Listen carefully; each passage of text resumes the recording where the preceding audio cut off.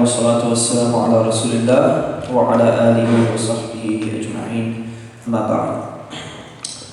So today we're going to be talking about Zakat. And inshallah we're going to try to cover as comprehensively as possible the topic of Zakat in this short span of time. So hopefully there will be sufficient amount of time for questions, inshallah. So try to follow along, and anytime you have a question, make sure to write it down. I'd rather not take questions during the talk, because usually we end up clarifying an issue and people don't know that it's about to be clarified. So just write down your questions and there'll be sufficient amount of time for questions, inshallah ta'ala. So Zakat. The word Zakat, or the institution of Zakat in Islam, refers to a specific type of charity that Muslims are obligated to pay out. So first of all, Zakat is a charity, but it's not a normal charity. It's not just charity that you feel like giving. It's a specific type of charity that Muslims must give. So it's not something that's optional. It's something that's mandatory on people who are qualified to give that, which we're going to be discussing. And who's allowed to receive the zakat? It's also going to be given to certain individuals who are in a certain type of need. So it's taken from a specific group of people and it's redistributed to a specific group of people. And the zakat itself, the amount of money that you're giving, it's only due on certain types of assets which you own, like money in the bank and stocks, and all of the things that we're going to be talking about. And those assets on which it's due are the assets which generally have the potential to increase in value over time. So what that means is that when Islam asks you or commands you to give a certain amount of charity from certain assets that you own, it only asks you to give from those assets which are going to be generally increasing in value over time, not in assets that are stuck somewhere that are not going to be increasing. So that's very important to understand from the get-go, because when you understand that your goal or the understanding is those assets have the ability to keep increasing. So while they're increasing, you're giving, and they keep increasing and you keep giving, so that you're not actually going down in wealth, you're actually still going up, and yet the wealth is being distributed to other people. What are the benefits of giving zakat? Giving zakat, number one, it helps to purify somebody's ego. So it helps to purify somebody's nafs from greed, because many people, they like to hold on to their wealth, they become very greedy, they just want to have more and more. When you're taught and accustomed to give, you actually learn that, I can't only take, I actually have the potential to give. So it helps you get cured from greed. It also blesses the property that you own. So the money that you have in the bank, the properties that you own or whatever, it gives a type of blessing from Allah that these things they're going to have more prosperity in them. You find people, they own so much wealth, so many things, and yet they have no barakah or no blessing in their wealth. And that's usually, it's because either their income or the way they acquire those things are through unlawful methods, or they're due to the fact that it's due to the fact that the person has not been paying zakat. So it's important to understand that. It also, that's on an individual level. This is the benefit of zakat on an individual level. It helps to purify your ego from greed, and it helps to bless your wealth. On a societal level, what zakat will do, it helps to bridge the gap between the rich and between the poor, and it also allows wealth to be circulated within the community, rather than being, hoarded and just kept by a few individuals. And that's very important, because what happens is, in many societies, the wealthy people, they just hold on to it. And what happens is, if all the wealthy people hold on to their wealth and it's not redistributed or they're not spending, what happens is the wealth does not fluctuate and distribute throughout the society gets in trouble and has problems. So if you look at some interesting things, see, what that tells you is, in Islam, you're supposed to be spending when you have wealth. Not to an excessive amount, but you're not supposed to be hoarding the wealth and just saving the wealth and collecting the wealth so that it doesn't go back. What your goal should be is, if you're not spending, you should be investing. And when you invest in something, what that actually does is, when you invest in something, you transfer money into some other asset. And what that's going to do is, you're trying to get more profit, but at the same time, the community is actually going to benefit as well, because the wealth is being circulated throughout the society. And your job and your goal is to try to, at least at minimum, on the wealth that you don't need, you should try to at least get minimum 2.5% profit on your investment. Why? Because that's generally the amount of zakat you're going to be paying on your savings. So you have an investment and you try to at least, at minimum, break 2.5%.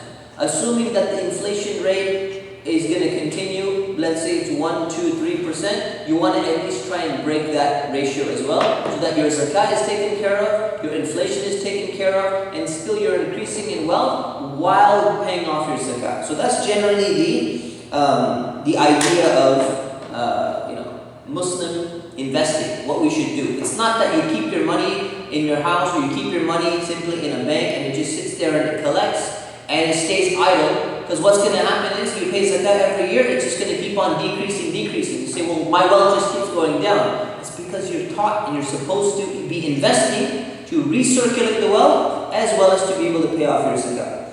So, zakat, in addition to that, is zakat helps the people who are in need, not only by covering their necessities. So it helps them get the things that they need. It also helps the poor people who are in need purify their nafs also. How does it help purify them? It removes envy from poor people. Because oftentimes people who are in need of zakah, or who are undergoing some financial difficulty, they may look at people who have it. They have wealth, and they become very envious. They say, I wish I had that instead of the other person. I wish they were in that circumstance. So by the fact that this wealth is being redistributed back to other people, it helps to purify their nafs, their ego as well. Number one. Number two, it also removes that hatred that poor people have for the rich. And you find that in many communities, leading to revolutions and all of that, because now the rich people, or the wealthier people, they've fulfilled certain obligations that they had, and they've tried to redistribute some wealth back to the lower class or the lower levels of society. Within a society, it does many other things. Now, the amount that you pay out, which is generally 2.5%, but not always, which we're going to talk about today, it's usually tantamount to the needs of poor people in average society. So some societies need more. The poor people need more than just 2.5%. In some societies, they need less. Now, if they need more, then what do? You're supposed to give voluntary charity. But sometimes they need less. But generally throughout history, you find that this is a very good ratio. If all the people who are actually giving their wealth 2.5% in the society, you would see a just society coming out. So take some modern studies. So modern studies actually show that if you just go and analyze the GDP, or you analyze, how much wealth people have in different countries, you'll actually find that if everyone were to be giving zakat, then poverty would almost be eradicated from those societies. Like it's happened in the past in Islam. Under the leadership of Umar ibn al-Khattab, under the leadership of Umar ibn Abdul Aziz, poverty was almost eradicated from the entire region. So let me give you one example, and then you can do your own research. So one example is, there are 1,426 billionaires in the world. 1,426 people have at least $1 billion in terms of their net worth, and this is the year 2013. This is how much money they have. You combine just these almost 1,500 people, and their net worth is $5.4 trillion. Just to give you an example. So $5.4 trillion, if you took 2.5% of that, we are talking about $135 billion being redistributed back to the poor people. Now, we're not only talking about America, we're talking about throughout the world. You know how much $1 can do in countries such as South America, Africa, Bangladesh, different places, it can go a very long way. So we're talking about the redistribution of only this much wealth from 1,500 people only, if Zakat was an institution that was being implemented across the board. So what it shows you is, even if you do the modern studies and you look at the GDP or GNP of a community or the potential that a certain community can actually have, you find that it's usually tantamount to the needs of the poor. I'll give you just a few more statistics here. The national wealth of the United States of America is $57.4 trillion. Okay? And that's with a population of 312 million people.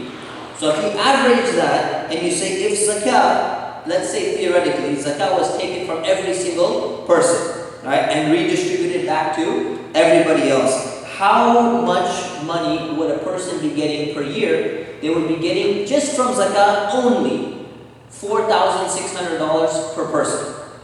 Now in America, we know that there are certain, other obstacles and issues and barriers and all of that. Let's take Australia as a little bit better example. So Australia, Western country, considered to be a first world country for all intents and purposes. Australia, you do the same calculation in terms of what is their net worth, redistributed back to the entire population. We're talking $9,532 per person redistributed back to them.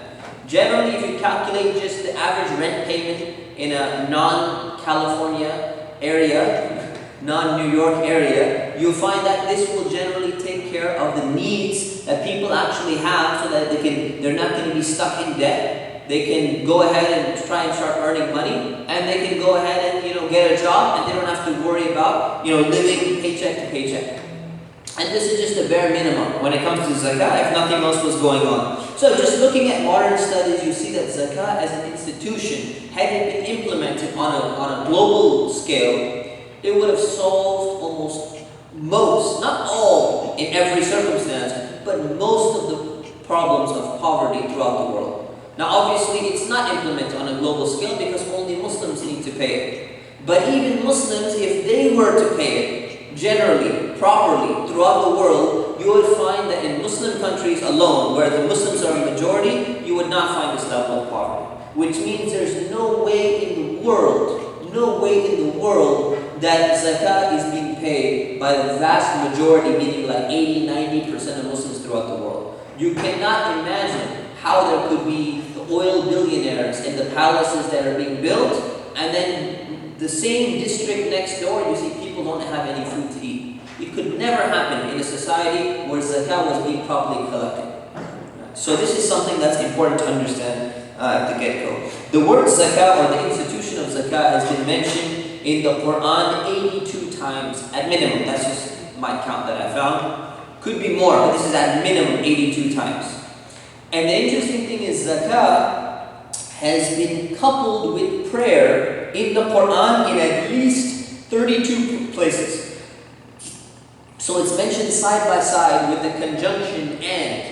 Those who pray and establish their Zakat and give their Zakat together side by side, which shows you what? The fact that it's repeated so many times, and the fact that it's placed right next to the institution of prayer shows how important the institution of Zakat actually is. It shows how essential it is. This is Allah giving it a special status.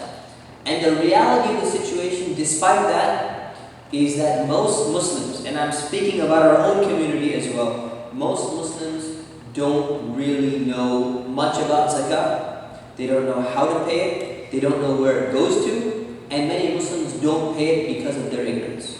And this is just a fact. There's no really even research that's needed. I find people coming all the time telling me, you know what, I would like to give a Zakat donation to the masjid. And they write some random amount. I say, well, where did this come from? Yeah, Zakat, it's like a donation, right? You just go ahead and you give it whenever you feel like giving it. It's not Zakat, that's not the way it works. Other people come up with different theories. No, I heard that Zakat is only going to be on your income, but since you're already paying taxes, then we don't need to pay Zakat, right? Because we already paid the taxes already. No, that's not right. So there's so much confusion about zakat, and actually it's a very simple topic. I mean, this is all you would ever need to know in just about 8 or 9 pages. And I could have summarized this even more, but do you have a non-code question? Oh, mashallah. You guys know your stuff, alhamdulillah. So this is very important, and this could be summarized even to like 2-3 pages. So inshallah, we have plans, by the way, to develop an app or an online program, as well as a program which basically gives everyone, you go to a website and it tells you, you input what kind of profession you're in. If you're in business, or if you're an employee, or you work in this kind of company or whatever it is, it's going to tell you exactly the types of zakat knowledge that you need to know in certain videos, and then it helps you calculate that. So it's in the works. It's going to be at least another 6 months to a year before it's done. Not because it's a difficult project, but because the people who are doing it are just extremely busy right now. But make dua, inshallah, that gets through. So I talked about how zakat is so important in the Quran, how it's been mentioned so many times. But it not only talks about zakat and telling you that you should give and encouraging you to give and all of that, but also the Quran puts certain punishments and reminds you that if you don't pay zakat, this is something so serious. If you're not going to be purifying your wealth and paying the zakat as Allah has commanded you to do so, then what's going to happen is these treasures and all this wealth and money that people are hoarding up in this life, if they refuse to spend in accordance with the way that Allah has told them to spend, that wealth, that gold and silver and everything, and imagine gold and silver value, it's going to be heated up in fire, and they're going to be branded on their foreheads on the Day of Judgment, and they're going to be shown in front of everyone else. These are the people who didn't purify their wealth by not paying zakat. They did not pay zakat. So it's a very serious punishment as well. So let's start with the rulings now, inshallah. Hopefully that gives you a little bit clarity about what zakat is, its wisdom, its benefits, what it does for you, what it does for society, and how important it is. So who needs to pay zakat in the first place? Zakat is a responsibility on certain people. Not on everyone, but on certain people who meet these requirements. So when you meet these requirements, you have to pay zakat. Number one, you identify as a Muslim. So if you are a Muslim, whether you're a practicing Muslim or not a practicing Muslim, whether you pray 1 time a day or 3 times a day or 5 times a day, it's an obligation on you to pay zakat.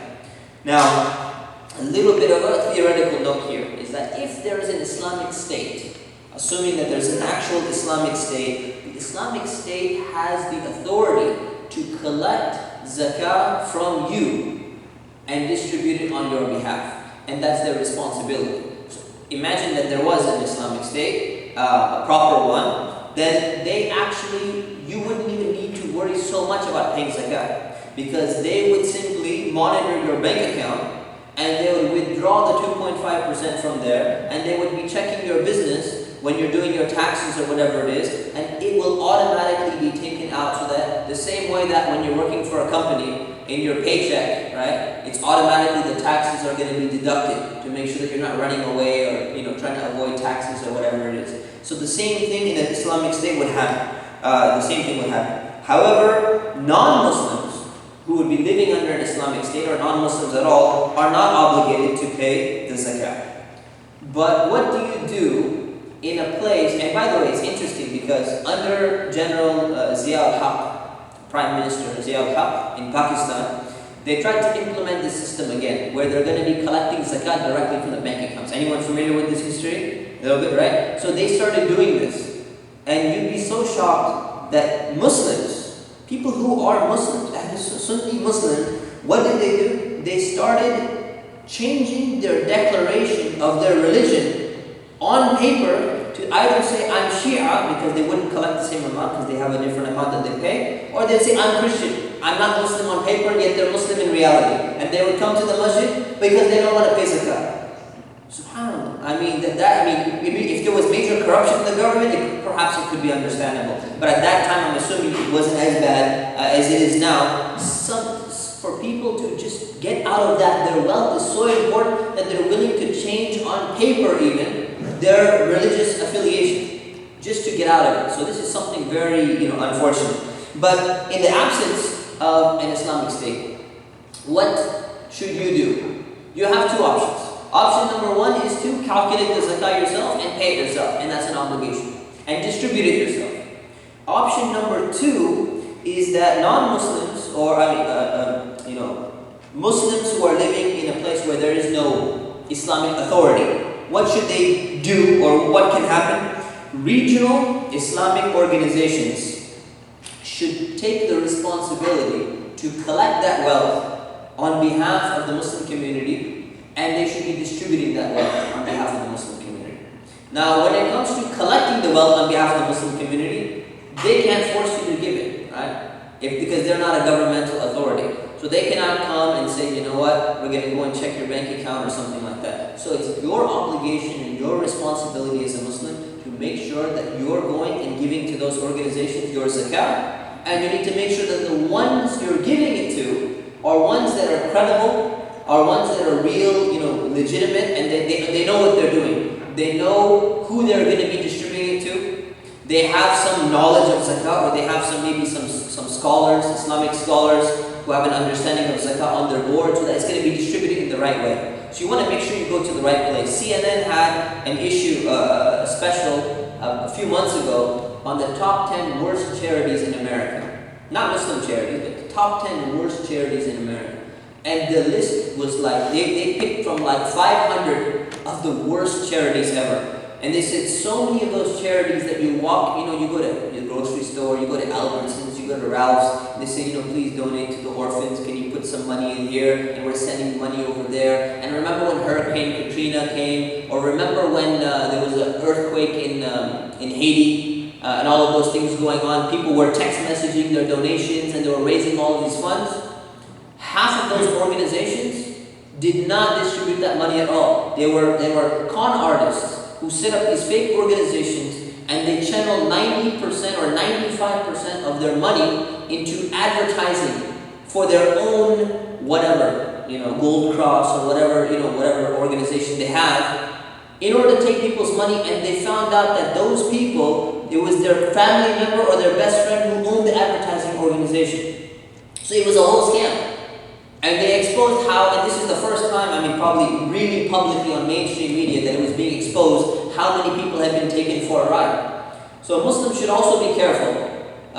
We have to be cautious, and you have to know who you're giving to. So it's your responsibility not only to say, okay, I've calculated my zakat, and I'm just going to give to the first person that says, oh, you're giving zakat to poor? Here, take it. Don't know who he is, don't know who this person is, don't know what they're going to do with it. Or some random organization. What are they called? The Golden Zakat Organization. Oh, great. Here, let's take it. Your responsibility is to do some little bit of research. Just find out, who are these people? Are they reputable? Ask your local leaders. Ask Ahmed Sobo. Ask, other people around here. Are these reputable, people? So it's your responsibility to check that at least, right? Because you do that for everything else. You don't just walk into a guy, he has like a van in the back, and he says, hey, I'm a bank. Would you deposit your money with me? Oh, yeah, great. It's giving a good deal, Open an account, we'll give you $100. Great, I'm going to open an account. You take more care and caution with your money that way, the same way you should take more care and caution. And there's some really great organizations, alhamdulillah. Uplift Charity, mashallah, one of our local ones. It's Islamic Relief, Ikna Relief, other organizations that collect zakat. But make sure that you're specifying that it is zakat that you're giving to them, and you're not giving some random charity to anyone else, because it can only go to certain categories. Okay? What about children? So we talked about Muslims, right? And usually, the general rule is that people who are young, who are not mature yet, and people who are mentally insane are not liable for anything in Islam. They're not liable to fast. They don't have to fast. They're not obligated to pray. They're not obligated to go for Hajj. So what about zakat? Are they obligated to pay zakat? So in reality, there's a difference of opinion on this. And the difference of opinion is, one school, the Hanafi school, says that they're also not obligated to pay. The other school, that's the majority of the other schools, the majority of scholars have said, no, it is an obligation on the wealth itself rather than just on the individual. Therefore, they are obligated to pay, but not the individuals themselves, their guardians. Because people will always have a guardian, who's a minor or who's somebody who's declared mentally insane. They're going to have wealth in their possession. So they do have an entitlement to wealth. They will be inheriting from family members, or someone will be leaving them a bequest or whatever it is. But the guardian of that person is required to make sure to distribute that zakat on their behalf, as well as at the same time to make sure that they're legitimately investing that wealth so that it just doesn't keep decreasing over the years, because that's not the point either, to leave them with a smaller amount when they finally reach the age of maturity or whatever it may be. So that's something that's important. So it's a requirement, and I recommend it's better to go with that opinion to be on the safe side. That's number one. So Muslims have to pay. Number two, somebody who fully possesses the minimum amount of productive wealth. Now when I say productive wealth, I'm using the term nisab. Nisab is what we're translating as productive wealth. Remember we talked about how the assets which you own are generally liable to increase. So that's what we call productive wealth. So if you possess the minimum amount, which we're going to talk about soon, that you have, then you're required to pay zakat on that. And we're going to be discussing what is the minimum amount soon. And number three, you must possess that minimum amount, that nisab, for an entire year. And that's a lunar year, right? So how many days do we have in our Gregorian calendar in the year? 365. How many days are there in the Islamic lunar year? 354. So there's a difference of how many days? 11 days. 11 days, right? So there's a difference of 11 days. So it's important. So usually the best way to calculate your zakah is to fix a certain day where you can kind of remember it. In this, some day, so what Muslims generally use the lunar calendar a few times throughout the year. What is that? Ramadan is one of them. What? During Hajj time, month of Dhul-Hijjah. Any other times? Muharram, right? Any other times? These are the main three, right? So probably one of the good things you can do, you pick one of those times and you link your zakat payment with that time so that you always remember, hey, this is coming. So you don't have to keep on calculating the days back and forth and all of that. So these are the three conditions, and when someone meets these three conditions, they're obligated to pay zakat. So the next section is, what type of wealth is zakat actually due on? It's not due on every single wealth that you have. So if you think about all your possessions, right? I own glasses, I have a watch, I have a shirt, I have a jacket, I have shoes, I have, car keys, I have a pocket knife, I have all these different things, right? What is it? You have to pay zakat on everything that I own? This is mine. It belongs to me and it has a value. I could sell it if I needed to. Is it due on everything? No. Remember the general rule we talked about? It's due primarily on what type of wealth? Wealth that is generally liable to increase. Right? So when we take that principle, let's take a look at some examples here. So any items that normally possess the potential of increasing in value over time, and that they're not for personal use, they are what we call, we're going to use this term, zakatable. Okay? This, I think Dr. Siddiqui told me he invented the term. So it's a good term. So it's zakatable wealth, meaning it's liable to zakat. So this includes currency. Currency meaning all the type of, cash on hand and everything else you have in the bank account, still considered currency. Everything you have in terms of actual cash value. Gold and silver. So gold and silver will be there. Real estate is considered wealth that is liable to increase. Business assets, liable to increase. Agricultural products, meaning things that you're going to be selling if you were to own a farm or something like that. But most of you, does anyone own a field or farm? Probably not. Okay. And livestock. Certain types of livestock that you own, camels and cows and everything, they can be potentially liable to increase as well because they're going to be reproducing and all of that. So items which are for personal use are exempted. You do not need to pay zakat on them because they're not considered productive wealth because you're using them for your personal use. So there's nothing that's really going to be happening that you're going to be trying to sell them or whatever it is. Right? So let's take a look at some examples. You exclude these items when you're determining the minimum amount, which we're going to talk about. personal items, it doesn't matter from Islamic perspective, it doesn't matter whether they're absolutely necessary for you to have or not. So I don't absolutely have to have this watch, right? Let's say I'm wearing a nice Rado, really expensive watch, like $300 watch. I know for you guys that's not expensive. But for me, $300 is considered expensive, right? So I wouldn't buy something. I like digital watches.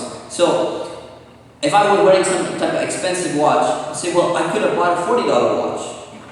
So I didn't need that expensive watch.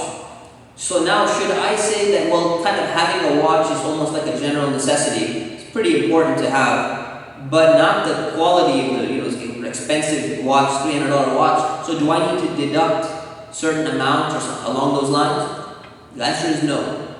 The answer is no. Anything that's generally considered for personal use is going to be exempted from zakat. Now on the other side, if you're living extravagantly, that's a whole other issue. Islamically, you need to deal with that on the other side. But if you're going to go and say, well, if you were to apply this example, then we're all going to run into certain problems. So you say, I drive a Mitsubishi, this Japanese car, right? Why do you have to buy a Japanese car? You could have bought an American car. American cars are cheaper. So I said, well, you could have bought a Korean car. They're even cheaper, right? Well, you could have bought, something even older or cheaper than that. Someone who owns a Mercedes, someone who owns a BMW, someone will say, well, you should have bought a Honda instead, right? You didn't need this expensive car. You didn't need that level of luxury. You didn't need the GPS in your car. So from the extravagant perspective, we can deal with that on a separate side. From the zakat perspective, this is still considered personal use. Okay? So things which are even not absolutely necessary to have, they're still considered exempted from zakat because they're personal things. So you do not need to pay zakat on the following things. On a house. And that's the house that you're actually living in. Okay? And that would also include a house that was like a vacation home that's not being rented out. And that's just kind of out there somewhere and no one else is utilizing it. And you're not buying it for the investment purposes. You're buying it literally because you go there every 2 months, just to get away or whatever it may be. Because that's not generally liable to increase from the perspective of you didn't have the intention to invest in it. That's not why you bought it in the first place. So we're going to talk about the intentions of investment and all that soon. So a house, number 1. Number 2, your clothes. Number 3, your food. Obviously, it doesn't matter how much food you have stored in your house. Your furniture, the transport vehicles that you own, even if you have a weekend car and a weekday car. You have the hybrid in the week and you have the whatever in the weekend. Still, that's considered for personal use, right? Now, if you're going, if you own 5, 10 cars as a collector or something, you need to deal with the whole extravagant issue, right? But from the zakat perspective, it's not going to be directly zakat. Books that you own, weapons that you have, tools that you have, any devices, your cell phones and computers and all of those things, as long as all of these things are intended for mainly for personal use and not for profit or some type of investment that you plan on selling, right? Then in that case, they fall under the category of personal use. And therefore they're excluded or exempted from zakat. But if somebody tries to buy something intentionally to escape from paying zakat, right? You say, well, you know what? I have all this money in the bank and I'm not very good at investing or whatever. So, it's just I have to keep paying zakat every year. So let me go and buy a bunch of stuff that's gonna keep its value. Right? Somebody actually asked me this. I want to go and buy a bunch of diamonds. I don't know what the diamond fluctuation is or whatever. I want to buy diamonds and rubies and all of these things. I'm going to keep them in my house because they're not considered gold and silver. So I'm going to keep them so that I don't have to keep paying zakat on them all the time. And when I need them, I can cash them out. So if you're going to and you're not doing anything with them, they're sitting there. So if you're going to purchase something mainly with the intention to try and escape zakat, then you will be held accountable in front of Allah for the intention that you have. So you need to decide what your intention is. Okay? So when you say, I'm buying this thing for personal use, and I go and I look at it, once every 6 months. So yes, I enjoy it. You know your intention and Allah knows your intention. So be very careful about that. So that's the type of wealth on which zakat is due. Next is wealth in the form of money. So let's talk about money, or actual wealth. This is the most common type of wealth that everyone's going to be paying their zakat on. So we have a number of things. First is currency. Currency is the most common type of wealth that everyone possesses throughout the world because it's very quick and you can transfer it to other people. Currency can be in any form. It can be coins, bills, checks, right? So somebody writes you a post-dated check, right? Or somebody writes you a check and you haven't cashed it yet. That's still considered a form of currency, and therefore it's zakatable. Money orders that have been paid to you and you have not cashed out the money order yet, cashier's checks, traveler's checks, whatever it may be. So currency basically just refers to the medium standard of exchange in society, and all forms of currency are zakatable. So if you have foreign currency, you have this type of currency, all of it is liable to zakat. The second categories are accounts and investments. So the accounts that you have, the investments that you have, all of them that have the equivalent of currency in them, like checking accounts, savings accounts, CDs, right, which probably shouldn't be having anyways because they're interest bearing. Those type of things, they're also zakatable because they're just storing the wealth for you. Also, investments, so all of these investments are zakatable. And how do you calculate them? So like for example, stock accounts. So you own stocks, or you have money in a brokerage account. That money that's in the brokerage account is like a bank account, so that's also liable to zakat. The stocks themselves are a type of investment. So those investments in an investment account are also liable to zakat. The question is, how do you evaluate stocks? So stocks is a very common thing. And we're not going to discuss today the details of which stocks are you allowed to buy and which ones you're not allowed to buy. It's another topic. But assuming that you have the halal stocks and you're investing in that, then you have three options to calculate the stocks. One of them is when you're going to be selling them, right? So you have the purchase price of the stock, you have the market value of the stock, and then you have the sale price of the stock, right? If you're going to be selling it. So the thing is, you're supposed to be paying on, because you don't know when you're going to sell it, and you're supposed to pay now. So sale price can never be considered. Because if you're paying right now and you actually own the stock, you don't know what you're actually going to be selling yet. So that's out of the question. Now you're down to purchase price and market price. So which one do you think it should be? Market value, right? So you calculate it on the market value, not the original price at which you bought. All right. So stocks. What about stocks with dividends? So now this becomes a little bit trickier. So any stocks which are purchased with the intention of only acquiring dividends. Say the only reason I'm buying the stock is not for it to appreciate in value, just because of the stock itself, but I'm doing the dividend play and I'm trying to get money on a regular basis through their dividends. So in that case, even if that's your intention, they're still treated as business merchandise, alright? So they are zakatable because of the way that the stock market functions. And the reason why I'm telling you this is because some of you, if you did your research or you're into this, you would have maybe come across some scholarly opinions that